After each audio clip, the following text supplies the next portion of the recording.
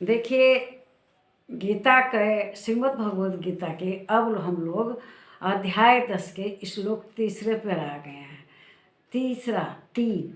तो इसमें भी श्री कृष्ण भगवान अर्जुन को अपने स्वरूप के बारे में बता रहे हैं कि वे किस तरह से इस पृथ्वी पर, इस पृथ्वी के स्वामी हैं। इस पृथ्वी को प्रकट करना, अव्यक्त से व्यक्त करना, प्रकट करना, फिर इसका प्रलय करना, इस तरह से युग युगांतर चलता रहता है। ये क्रम प्रक्रिया चलती रहती है। इस पूरा पृथ्वी का जो जीवन काल है, जो ये पृथ्वी चलती है कई हजार वर्षों तक, वो ब्रह्मा के एक दिन के बराबर होती है। और ब्रह्मा का जो एक दिन है वो पृथ्वी के पूरे युगों तक चलता चलता है। और जब ब्रह्मा जी की रात होती है तो यहाँ पर प्रलय हो जाती है। ये सब किसके द्वारा होता है? श्री कृष्ण भगवान के द्वारा होता है। सब श्री कृष्ण भगवान रचना करते हैं, लड़ते हैं, और जब प्रकट होती है सृष्टि तो उसके हर भूत में, मतलब जितने भी जीव हैं सब हैं, उनमें भगवान निवास करते हैं। कहते हैं भगवान तो कण कण में निवास करते हैं। तो इसी क्रम में श्री कृष्ण भगवान गीता के अध्याय 9 के तीसरे श्लोक में कहते हैं, क्या कहते हैं कि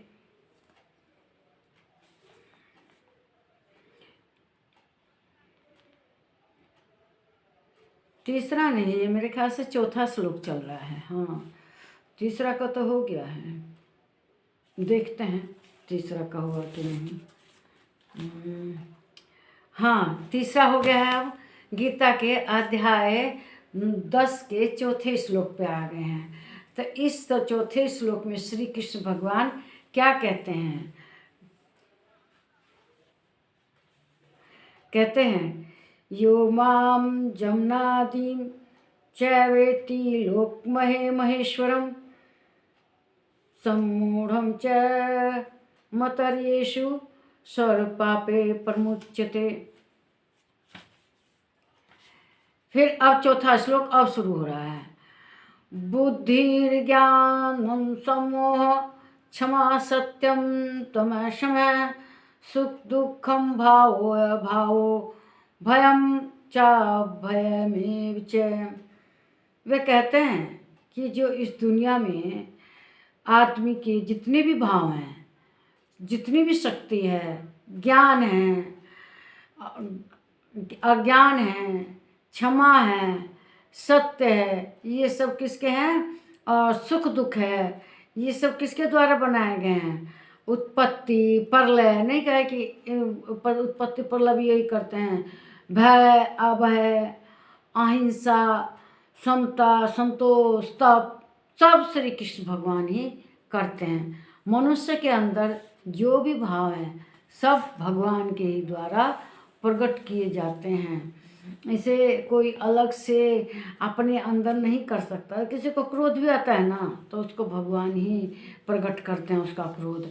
अगर कोई खुश होता है तो भगवान के ही कारण वो इंसान खुश होता है। तो वे यही कहते हैं कि इस दुनिया में जो भी भाव मनुष्य के अंदर आता है, शरीर में आता है, क्रोध हो कुछ भी हो, वो तो उसके गुणों के कारण आता है। जैसे गुण का आदमी होता है उसके कारण उसको वैसे भाव उसके अंदर उत्पन्न हो जाते हैं। लेकिन उसका कारण कौन है? सब हमारे अंदर जितने भी भाव हैं सबको उत्पन्न करने वाले कौन हैं? श्री कृष्ण भगवान हैं। उनके ही कारण हमारे अंदर जो भी है भावना है वो विकसित होती है, और हम उस भावना को अपने शरीर से प्रकट करते हैं। लेकिन उस भावना की उत्पत्ति हमारे शरीर में करता कौन है? श्री कृष्ण भगवान करते हैं। तो इसीलिए किसी को दुखी नहीं होना चाहिए कि बताओ यह हो गया वो हो गया, प्राश्चित दुखी नहीं होना चाहिए। क्यों? हम थोड़ा करते हैं, कभी कभी हम गुस्से में क्रोध में कुछ कर देते हैं, तो हम थोड़ा करते हैं। अब जैसे राजा दशरथ के हाथ से उन्होंने, भगवान ने श्रवण कुमार की मृत्यु करवा दी थी। क्यों करवा दी थी? क्योंकि उनके संतान नहीं थी, उन्हें भगवान की शरण में भेजना था संतान के लिए।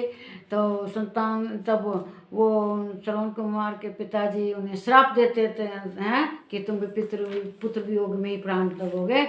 तो तब वे अपने जो गुरु हैं उनके पास जाते हैं कि मेरे से बड़ा अपराध हुआ और मुझे इस तरह से श्राप मिला है। तो उन्होंने कहा श्राप नहीं मिला, ये आशीर्वाद है, तुम्हें संतान नहीं है, संतान तो होगी, और संतान होगी तो तुम्हारा जो मनोकामना वो पूर्ण होगी। अब ये बाद में देखा जाएगा कि उसका क्या रिजल्ट निकलता है। तो इसीलिए किसी चीज़ के दुखी नहीं होना चाहिए। भगवान जो कुछ करते हैं वो भले के करते हैं। तो इस वीडियो को लाइक कीजिए, शेयर कीजिए, इस पर कमेंट कीजिए, मेरे चैनल को सब्सक्राइब कीजिए। नमस्कार मेरे प्यारे बहनों और बच्चों।